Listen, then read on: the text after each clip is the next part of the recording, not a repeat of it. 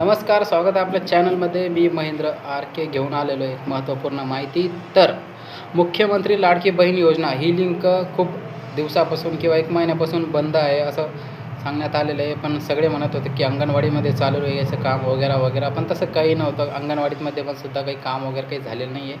तर आज दिनांक 6 फेब्रुवारी 2026 असे दिनांक आहे. तर आज सायंकाळून 5 नंतर एक लिंक गव्हर्नमेंटनं प्रसिद्ध केलेली आहे. तर ती लिंक कोणासाठी आहे ते आपण आता बघणार आहे.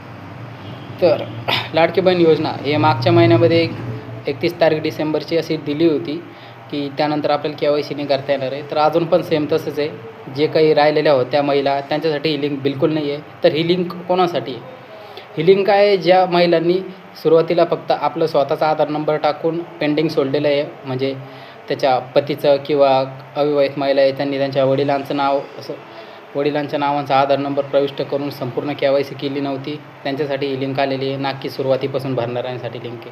तर कोणी असं असेल की बाबा नाही हे सगळेजण भरू शकतात, तर आपण आपला आधार नंबर टाकला ना तरीसुद्धा आपल्याला एकच येईल की हा आधार नंबर यादीमध्ये नाही आहे, बस एवढंच येणार आहे, बाकी काही नाही येणार आहे. तर त्यांनी उगाच आपला टाईम वेस्ट करू नये. ही लिंक फक्त आणि फक्त आहे ना ज्यांच्या आधार कार्डच्या KYCमध्ये त्रुट्या आल्या होत्या किंवा KYC झाली नव्हती, हजबंडची बाकी होती, वडिलांची बाकी होती, त्यांच्यासाठी ही लिंक आहे सरळ सरळ. तर ही लिंक मी डिस्क्रिप्शनमध्ये देऊन देणार आहे.